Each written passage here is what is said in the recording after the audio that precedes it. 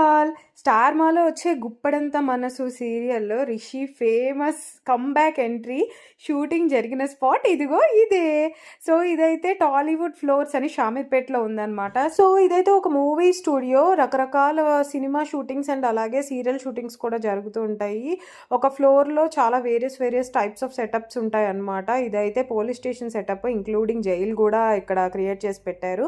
Next అయితే hospital setup, various beds వేసి ఉన్నారు. ఇదైతే క్లాస్ రూమ్ సెటప్ అండి. గుప్పడం మనసులో చాలాసార్లు చూస్తుంటారు.